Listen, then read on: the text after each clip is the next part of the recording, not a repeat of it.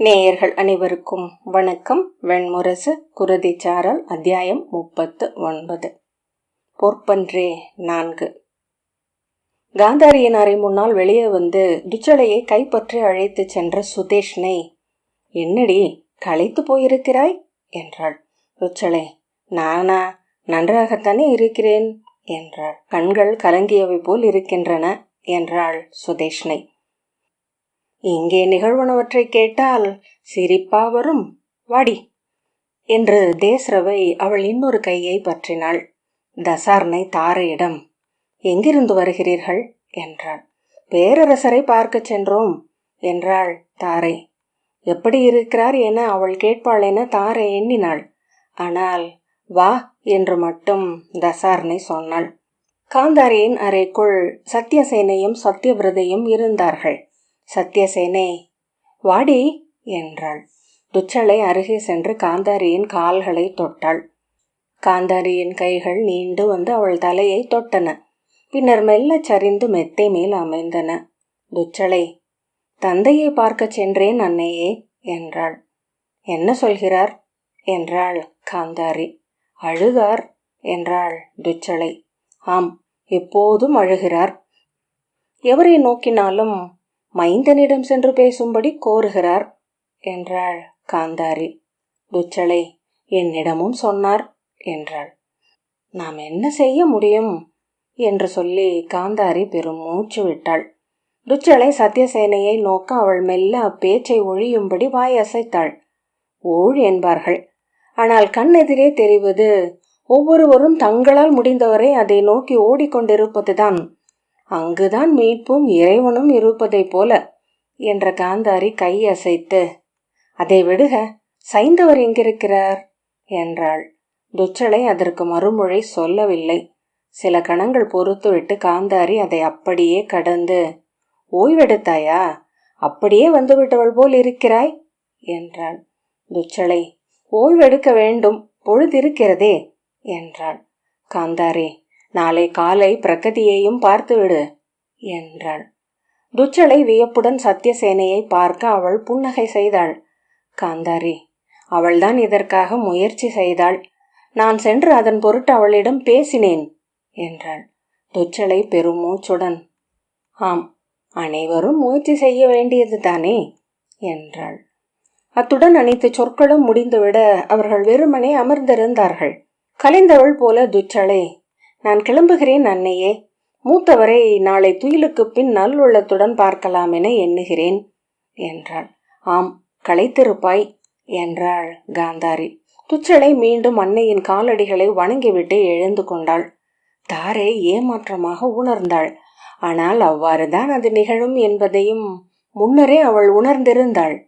துச்சலை அன்னையரை தனித்தனியாக வணங்கி விடை பெற்று கொண்டாள்.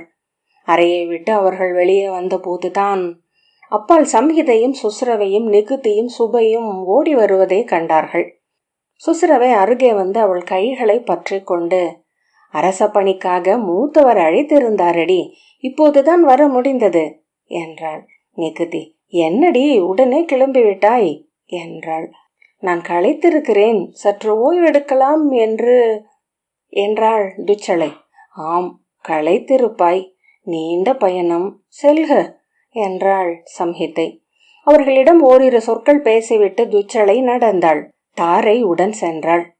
மெய்யாகவே களைப்பாக இருக்கிறதடி என்றாள் துச்சலை. ஆம் அரசி, ஒரு நாளில் ஏராளமான சந்திப்புகள், பற்பல உணர்வு நிலைகள் என்றாள் தாரை.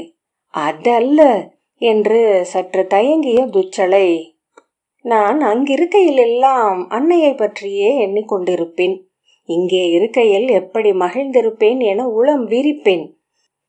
ஆனால் ஒவ்வொரு முறையும் எங்கே நுழையும் கணம் வரை உளப்பெருக்கையும் சந்திப்புகளின் போது உரைதலையும் தான் உணர்கிறேன் என்றாள் தாரை. எனக்கும் அவ்வாறுதான்.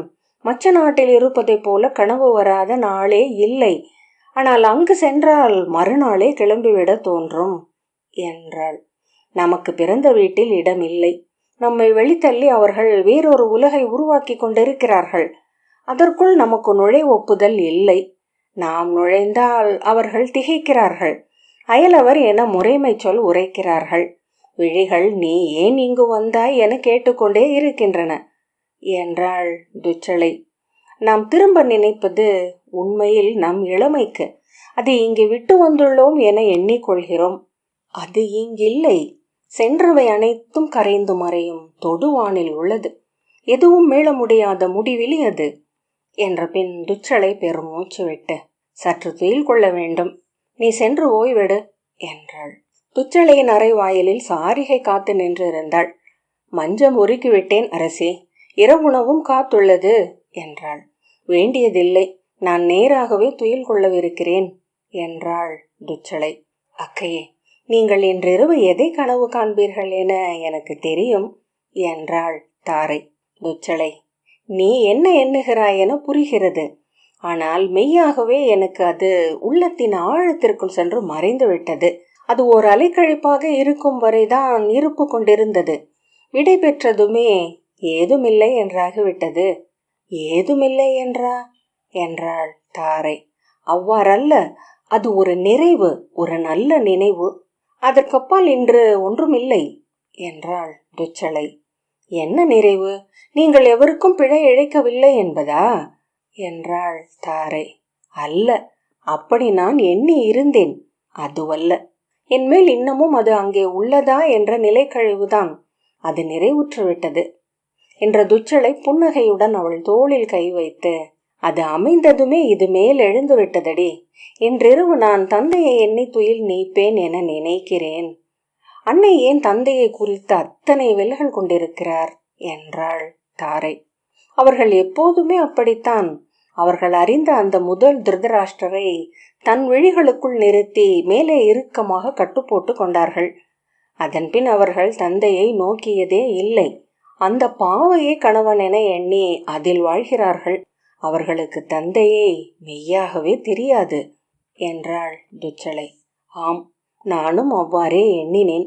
அவர்கள் 11 ஒரு குழுவாக இருப்பதனாலேயே பிறரில்லா உலகொன்று அமைந்துவிட்டது என்ற பின், வருகிறேன் அக்கையே என்று சொல்லி தாழ் தொட்டுவிட்டு சென்றாள் தாரை. துச்சளை அறைக்குள் நுழைந்து மஞ்சத்தில் அமர்ந்தாள். சாரிகை அவளுடைய கடகங்களையும் சிலம்புகளையும் குழைகளையும் பதக்க மாலைகளையும் சரப்பொலி மாலையையும் கழற்றி ஆமையோட்டு செப்பில் இட்டு அப்பால் வைத்தாள். ஒரு மரச்சீப்பை கொண்டு அவள் உள்ளங்கால்களையும் முழங்கால்களையும் அழுத்தமாக வாரிவிட்டாள். கண்களை மூடி அவள் அந்த மெல்லிய வலியின் இனிமையை அறிந்தாள். உடலெங்கும் முடிச்சிட்டு கொண்ட நரம்புகள் மெல்ல பிரிந்து தளர்வதை உணர்ந்தாள். மனம் எண்ணெய் பரப்பில் என வழுக்கி வழுக்கி எதிலோ ஏற முயன்றது. செல்லும் போது தான் சொன்னதல்ல மெய், எஞ்சிய ஏதோ ஒன்றுதான் என தாரை உணர்வாள் என்று தோன்றியது. தான் சொன்னதுமல்ல என இன்னொரு எண்ணம் அவளுக்குள் வந்தது. உள்ளத்தை நுணுகி ஆராய்வதெல்லாம் எவை எவை பொய் என்றும் பொருத்தமில்லாதவை என்றும் வகுத்து கொள்ளவே, உள்ளத்தை மொழி கொண்டு அள்ளவே இயலாது. எது அப்பால் இருக்கிறதோ அதுவே அனைத்தையும் ஆளும் உண்மை. அதைத்தான் பிரம்மத்தை குறித்தும் சொல்கிறார்கள் என்று எண்ணியதும் அவளுக்கு புன்னகை வந்தது. அரசி என்று சாரிகை கேட்டாள். ஒன்றுமில்லையடி, ஏதோ எண்ணம் என்ற பின் அவள் தலையை தொட்டு, நீ படுத்துக்கொள், உணவருந்தினாயா என்றாள். இல்லை என்றாள் சாரிகை. சென்று உணவருந்தி மீள்க, நான் துயில்கிறேன் என்ற பின் அவள் மெல்ல கையோன்றி படுத்தாள். எப்போதுமே மல்லாந்து படுக்கையில் உணரும் எடையின்மை முதுகெலும்பு சுமை ஒழிந்து விடுதலை கொள்கிறது. அவ்வுணர்வு உடலெங்கும் பரவும். உள்ளமும் ஓய்வு கொள்ளும். கை கால்கள் தளர தொடங்கின. எண்ணங்கள் எங்கெங்கோ சிக்கி நின்றன. முள்வெளியில் பரவிய பஞ்சு துகள்கள். மெல்லிய தென்றல் ஒன்றை அவள் உணர்ந்தாள். புன்னகையுடன் தன் முகம் விரிந்திருப்பதை உள்ளிருந்து அறிந்தாள். மூச்சு அடைத்து உடல் உலுக்கி கொண்ட போது சற்று புரண்டு ஒரு கழித்து படுத்தாள். துயிலில் அவள் புன்னகைப்பதை சாரிகை நோக்கி நின்றாள். பின்னர் அவள் ஆழ் துயிலில் மூழ்கியதை ஓங்கி எழுந்த குரட்டை காட்டியது. பின்னிரவில் தன்னை சாரிகை தட்டி எழுப்பியதை கேட்டு துச்சளை எழுந்து அமர்ந்தாள். சிந்து நாட்டில் இருப்பதாக எண்ணிக்கொண்டு, என்ன ஆயிற்று, என்ன என்றாள். அரசி, இளைய அரசி தாரை வந்துள்ளார் என்றாள். இப்போது பொழுது என்ன என்றாள் துச்சளை. பின்னிரவு அரசி, முதற் சாமம். துச்சளை, வரச்சொல், என்றபடி எழுந்து நின்று கூந்தலை சுழற்றி கட்டினாள். அவளுடைய அணிகளை சாரிகை எடுத்து அழிக்க ஒவ்வொன்றாக அணிந்து கொண்டிருக்கையில் தாரை உள்ளே வந்து வணங்கினாள். அரசி, அரசர் இன்று காலைதான் கலிதேவனுக்கான தலைக்கோள் சடங்கை செய்கிறார். துச்சளை, யார் சொன்னது என்றாள். சற்று முன் என் தலைவர் வந்தார். பதற்றம் கொண்டிருந்தார். அவரை வடக்கு கோட்டை காவலுக்கு அனுப்பி இருக்கிறார்கள். அங்கே புராண கங்கையில் இருந்து சில பூசைகை பொருட்களை ஓர் அந்தனர் குழு கொண்டு சென்றது. அவர்கள் அனைவரும் கருநிறப்பட்டை கச்சையாக கட்டியிருப்பதைக் கண்டு ஐயுற்று அங்கே அவர்களுக்கு உதவி செய்த ஒரு முதியவரிடம் கேட்டிருக்கிறார். புலர்காலையில் நிகழும் ஓர் அரண்மனை பூசைகைக்காக கொண்டு செல்வதாக சொல்லி இருக்கிறார்கள். 12 கருநாகங்கள் அவை. துச்சளை, அவை எதற்கு என்றாள். அவை கலிதேவனுக்குரியவை. பூசெய்கைக்கெனவே கொண்டு செல்லப்படுகின்றன, ஐயமே இல்லை என்று தாரை சொன்னாள். நான் உடனே நூல்களை ஆராய்ந்தேன். கலிதேவனுக்குரிய கராளகம் என்னும் பூசெய்கைக்குரிய பொருட்கள் அவை. கலிங்க பூசகர் எங்கே இருக்கிறார்கள் என்று என் கொழுனர் உடனே ஆராய சொல்லி இருக்கிறார். அவர்கள் அந்தியிலேயே மேற்கு காட்டுக்கு சென்று விட்டதாக சொன்னார்களாம். உறுதி செய்து கொண்டு இங்கே ஓடி வந்தார். என்னடி செய்வது என்று துச்சளை கேட்டாள். நாம் இறுதி முயற்சி ஒன்றை செய்யலாம் அரசி. பேரரசர் கோரிய பின்னர் நாம் அதை செய்யவில்லையே என்னும் உளக்குறை நமக்கு உருவாகாது. அதன் பின்னர் இறைவழி என்றாள் தாரை.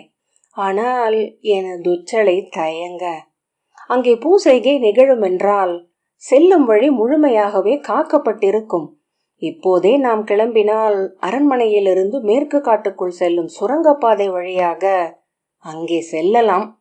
சற்று சுற்றி செல்வதாக இருந்தாலும் அங்கே சென்று அடைந்து விட முடியும். என் தலைவருக்கு அப்பாதை தெரியும். அது கோட்டை சுவருக்கு அடியிலேயே செல்கிறது என்றாள் தாரை. உடலில் குடியேறிய பரபரப்புடன் துச்சளை செல்வோமடி என்று கிளம்பினாள். உடனே திரும்பி என் முத்திரை கணையாழியை எடு என்றாள். சாரிகை, நானும் வர முடியாதல்லவா அரசி என்றாள். அரச குடியினரன்றி பிறர் அந்த பாதையை அறியலாகாது என்று தாரை சொன்னாள். அவ்வாறென்றால் உடல் கொதிப்பு ஆற்றும் சூர்ணங்களை எடுத்துக்கொள்ளுங்கள் அரசி.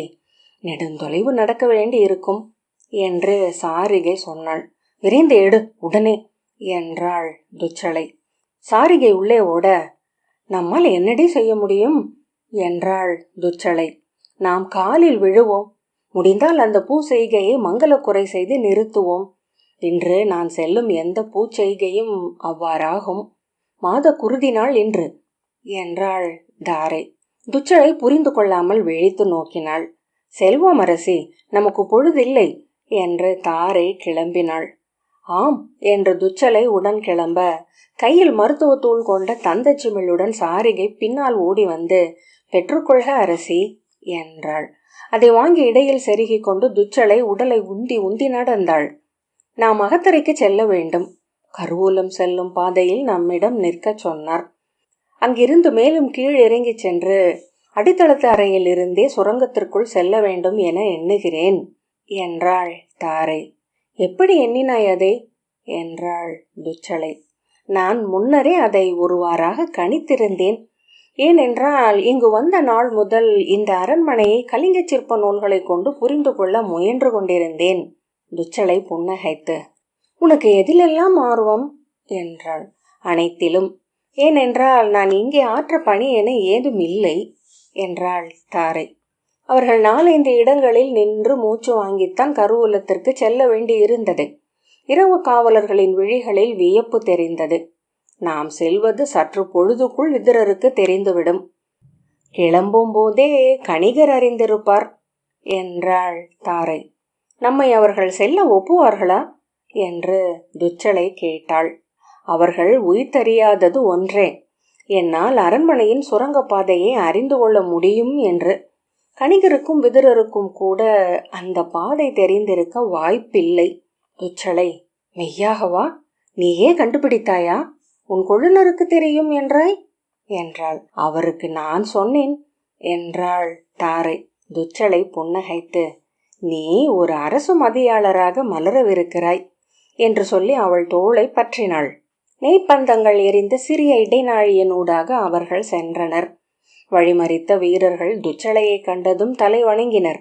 கருவூலத்திற்கு அருகே விகர்ணன் நின்றிருந்தான். அவர்களை கண்டதும் அருகே வந்த துச்சளையிடம் தலை வணங்கி, நீ சொன்ன குறிகளை கொண்டு சுரங்கப்பாதையின் தொடக்கத்தை கண்டறிந்து விட்டேன். அது ஒரு கற்சுவர். அதன் அருகே 3 முக சிம்மமும் அதன் காலடியில் புறாக்களும் இருந்தன என்றான். ஆம், அதுவேதான் என்றாள் தாரை. வருக, இங்கிருந்து 2 நிலை கீழிறங்க வேண்டும். மிக குறுகலான படிகள் என்றாள். பிடித்து கொள்ளடி என்று துச்சளை சொன்னாள்.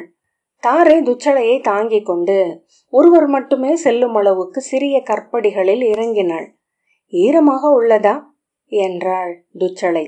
இல்லை அரசி, ஆழம் என்பதனால் ஊற்று குளுமை கொண்டுள்ளது என்று விகர்ணன் சொன்னான். சுரங்கம் நான் செல்லும் அளவுக்கு பெரிதாக இருக்குமல்லவா என்று துச்சளை கேட்டாள். மாமன்னர் ஹஸ்தி சென்றிருக்கிறார் என்றால் எவரும் செல்லலாம் என்று தாரை சொன்னாள். ஆம் என்று துச்சளை புன்னகைத்தாள். எங்களுக்கும் இத்தனை எடையை அவர்தான் விட்டு சென்றிருக்கிறார். அந்த சுவர் அருகே வந்ததும் சுற்றுமுற்றும் நோக்கிய விகர்ணன், என்ன செய்ய வேண்டும் தாரை என்றான். பொறுங்கள் என்று முன்னால் சென்ற தாரை அந்த புறாக்களை எண்ணி அதன் பின் விரல் விட்டு கணித்து ஓர் எண்ணை அடைந்து சிம்மங்களை பற்றி 9 முறை அழுத்தினாள். மெல்லிய ஓசையுடன் பித்தளை உருளைகள் மேல் அமைந்த கற்பாலம் விலகி சுரங்கப்பாதையை காட்டியது. உள்ளே இருளாக உள்ளதே, ஒளி வேண்டாமா என்றாள் துச்சளை. விளக்கு தேவை. அது அங்கே கெடுகாற்றுகள் உள்ளனவா என்று அறிவதற்கும் தான். சிறிய சுடர் கொண்ட நெய் விளக்கு மட்டுமே உள்ளே புகைவிடாதிருக்கும் என்றாள் தாரை.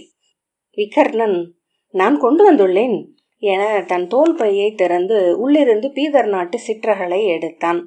அதன் நெய் திரியை சுடர் பொருத்தி கையில் ஏந்தி கொண்டு முன்னால் இறங்கி உள்ளே சென்றான். மிகச் சிறிய படிகள் அரசி என்றான். படிகளின் ஊடாக இறங்கும் போது அறியாத இருளுலகு ஒன்றுக்கு செல்வது போல உணர்கிறேன் என்றாள் துச்சளை.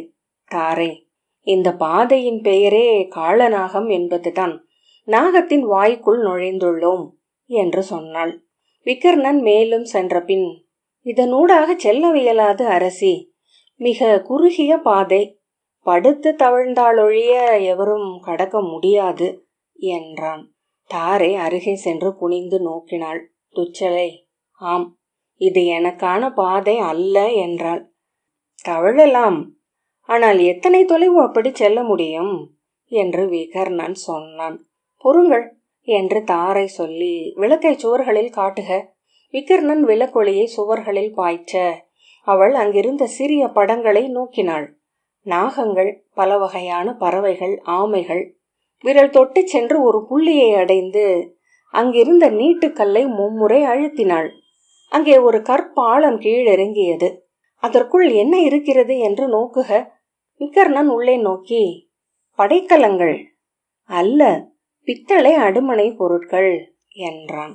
அல்ல, அவை வெண்கல சகடங்கள் கொண்ட சிறிய மென்மர வண்டிகள். அதை வெளியே எடுங்கள் என்றாள் தாரை. அவன் அதற்குள் இருந்து வெண்கலத்தாலான பூண்களும் சகடங்களும் கொண்ட அமரும் மனை போன்ற 4 வண்டிகளை எடுத்து வெளியே போட்டான். 3 போதும் என்று தாரை சொல்ல ஒன்றை திரும்ப உள்ளே வைத்தான். தாரை மீண்டும் அந்த கல்லை அழுத்தி வாயிலை மூடினாள். மிகச்சிறிய சகடங்கள், ஆனால் ஆற்றல் மிக்கவை என்று விகர்ணன் சொன்னான். சகடங்களும் ஆரங்களும் வெண்கலம் என்பதனால் மெழுகென உருளும் தன்மை கொண்டவை. தாரை, இவற்றின் மேல் நெஞ்சையும் வயிற்றையும் அழுத்தி கொண்டு கால்களை நீட்டி கைகளால் நீந்துவது போல உந்தி பாதையில் செல்ல வேண்டும். நன்று, அக்கை நடக்க வேண்டியதில்லை, மிக விரைவாக மறுபுறம் சென்று விடலாம் என்றாள் துச்சளை. இப்பாதையில் சேறு இருந்தால் நாம் சிக்கிக்கொள்வோம் என்றாள். சேறு இருக்காது அரசே, நன்கு தீட்டப்பட்ட கற்பாதையாகவே இருக்கும்.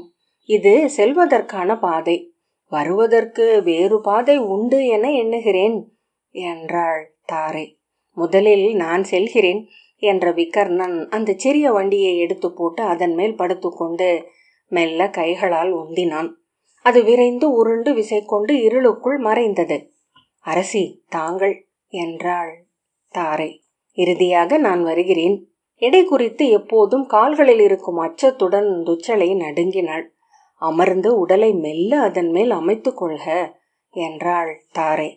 ஆம் என்ற பின் அவள் தாரையின் தோள்களை பற்றி கொண்டு மெல்ல அமர்ந்தாள்.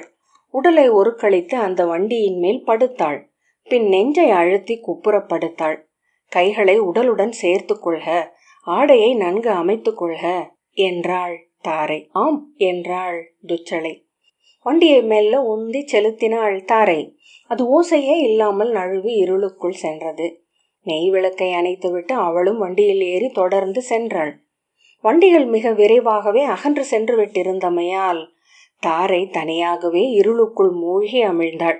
இருபுறமும் மென்மையாக்கப்பட்ட வளைந்த கற்சுவர் இருளுக்குள் இருண்ட மின்னாக சென்று மறைவதே. காதில் காற்றின் தீற்றலை உணர்ந்தாள். ஓரிடத்தில் நீர் துளிகள் அவள் மேல் விழுந்து தெரித்தன. மேலே மேற்கு பகுதியின் ஏரி இருக்கக்கூடும் என எண்ணிக்கொண்டாள். சகடம் ஓசையிடவே இல்லை. கற்பாலங்களை அத்தனை இசைவாக பொருத்தி ஒற்றை கல் என ஆக்கியிருந்தனர். வண்டி விரைவழிந்து மெல்ல நின்றது. சுரங்கத்தின் மறு எல்லையில் வெளியுலகின் மெல்லிய ஒளி தெரிந்தது. விகர்ணன் துச்சளையை கைப்பற்றி மேலே இழுக்க அவள் மூச்சு வாங்கியபடி எழுந்து படிகளில் ஏறி அப்பால் சென்றாள். தாரை மேல் ஏறியதுமே தன் ஆடைகளை சீரமைத்து கொண்டு அங்கிருந்த சிற்றறைக்குள் அந்த வண்டிகளை எடுத்து வைக்கும்படி சொன்னாள். அவன் தூக்கி வைத்ததுமே அவை உள்ளே ஒரு பாதையில் உருண்டு செல்லத் தொடங்குவதை கேட்க முடிந்தது. அங்கு சென்று காத்திருக்கும் போலும் என விந்தையுடன் துச்சளை சொன்னாள். ஆம், இது இறங்கு பாதை. ஆகவேதான் நாம் மிக விரைவாக வந்தோம். நடந்து வந்திருந்தால் இத்தொலைவுக்கு 4 நாழிகையாகி இருக்கும் என்றாள் தாரை. அவர்கள் அந்த சிற்றறையின் மேலே வந்தபோதுதான் அது ஒரு சிறிய ஆலயத்தின் கருவறை என உணர்ந்தனர். ஏகன், திவிதியன், திரையம்பகன் என்னும் 3 காவல் தெய்வங்களின் மண்ணாலான பெருஞ்சிலைகள் வரிசையாக இருந்தன. அவர்கள் எழுந்த பாதை அதற்கு நேர் பின்னால் இருந்தது. வெளிவந்ததும் இன்னொரு கல்லை இழுத்து தாரை அதை மூடினாள். கருவறைக்கு வெளியே முற்றத்தில் பொழிந்திருந்த வானொலியில் இலைகளின் மின் விழிக்கு துவங்கியது. விகர்ணன் தன் மூட்டையை எடுக்க, என்ன செய்கிறீர்கள் என்றாள் தாரை. விளக்கு பொருத்துகிறேன், இது அடர்காடு, நாம் சற்று தொலைவு செல்ல வேண்டும் என்று விகர்ணன் சொன்னான். காட்டில் விளக்கொளியால் பயன் இல்லை. நாம் இருப்பதை அது பிறருக்கு காட்டும், நமக்கு எதையும் காட்டாது என்றாள் தாரை. விழி பழகினால் நம்மால் அனைத்தையும் பார்க்க முடியும், வானத்தை மட்டும் பார்க்க வேண்டியதில்லை. விகர்ணன், நான் காட்டில் இதுவரை நடந்ததில்லை என்றான். தாரையே அவர்களை வழி நடத்தி அழைத்து சென்றாள். துச்சளை சற்று நடந்த பின், மெய்யாகவே விழி துலங்கிவிட்டதடி, வேர்கள் நன்கு தெரிகின்றன. எவ்விருளிலும் விழி நோக்கும், எவ்விருளிலும் விழி நோக்கும், அக இருளில் அன்றி என்று எங்கள் குல பாடல் சொல்கிறது என்றாள் தாரை. மிக இயல்பாக அவள் அவர்களை இட்டுச் சென்றாள். தொலைவில் ஓநாயின் முனகல் கேட்கிறது, அங்கே மானுடர் வந்திருக்கிறார்கள் என்றாள். இங்கிருந்து தென்கிழக்காக சென்றால் நாம் அந்த இடத்தை அடைய முடியும். அங்குதான் கலி தெய்வத்தின் ஆலயம். நீ வந்திருக்கிறாயா என்றாள் துச்சளை. இல்லை, ஆனால் இச்செய்தியை அறிந்ததுமே இவரிடம் ஒரு முறை பார்த்து வர சொன்னேன்.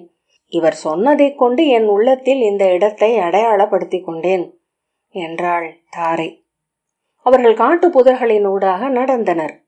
கட்டுவிரியன் மணக்கிறது. சருகுகள் மேல் கால் வைக்க வேண்டாம். நான் வைக்கும் கால் தடங்களில் மட்டுமே உங்கள் கால்கள் பதிக என்றாள் தாரை. உன்னுள் இருந்து மச்சர் குலக்கண்ணி எழுந்து விட்டாளடி என்றாள் துச்சளை. ஆம், மெய்யாகவே இப்போதுதான் விடுதலையையும் உவகையும் அடைகிறேன். இனி இங்கே அடிக்கடி வருவேன் என்றாள் தாரை. காட்டுக்குள் செல்வது துச்சளைக்கும் உவகை அளித்தது. அவளுக்குள் இருந்த அலைக்கழிப்புகள் அனைத்தும் அகன்று உள்ளம் கூர்மை கொண்டிருந்தது. முழு விழிப்பில் இருந்த 5 புலன்களையும் தன்னை அந்தாக பகுத்து கொண்டு அது பின்தொடர்ந்தது. சிற்றொலிக்கே உடல் விதிர்த்தது. இலைகள் ஒவ்வொன்றும் வெவ்வேறு மனம் கொண்டிருப்பதை மூக்கு உணர்ந்தது. ஒரு கூழாங்கல்லின் வளைவில் ஒளி சுடரென தெரிந்தது. காட்டில் இருந்திருக்க வேண்டுமோ? நகர்களை அமைத்து கொண்டதுதான் அனைத்து துயர்களுக்கும் தொடக்கமோ என்றாள். ஆம், அதையே நானும் உணர்ந்தேன் என்றான் விகர்ணன். துயர் இல்லாமல் மகிழ்ச்சியை தனித்துணர முடியாது அரசே. ஆகவே எங்கும் மானுட உள்ளம் துயரை சமைத்து கொள்ளும் என்று தாரை சொன்னாள். நோக்குக, ஒரு மலைப்பாம்பு காத்திருக்கிறது. துச்சளை அந்த மலைப்பாம்பின் விழிகளையே நோக்கிவிட்டாள். இரு பொருளற்ற நோக்குகள், இரு மணியொளி துளிகள். அது காத்திருந்தது தன் வாய்க்குரிய அளவுடன் தன்னை அணுகி வரும் இறைக்காக. தொலைவில் உடுக்கொலி என்றாள் தாரை. அவள் சொன்ன பின்னர்தான் மிக மெல்ல செவிப்பறையில் ஊசி முனையால் தொடுவது போல அவ்வோசையை துச்சளை கேட்டாள். ஒரு நாழிகையில் சென்று விடலாம் என்றாள் தாரை. அவளை தொடர்ந்து செல்கையில் காலடியில் இருந்த பெரிய சாம்பல் முயல் ஒன்று துள்ளி விலகியது. வேர் புடைப்பின் மேல் ஏறி செவிவிடைத்து நோக்கி உடல் அதிர்ந்தது. உடலை நான் என இழுப்பது போல குறுகி பாய்ந்து சென்றது. இனி நாம் பேச வேண்டியதில்லை, பறவைகள் நம் அணுகலை அவர்களுக்கும் அறிவிக்கும் என்றாள் தாரை. துச்சளை ஓர் அதிர்வை, பின்னர் உடலெங்கும் பரவிய மெய் கூச்செறிதலை உணர்ந்தாள். அவள் இரையையும் பார்த்துவிட்டிருந்தாள். குருதிச்சாரல் 39வது அத்தியாயம் இத்துடன் நிறைவு பெற்றது. நன்றி.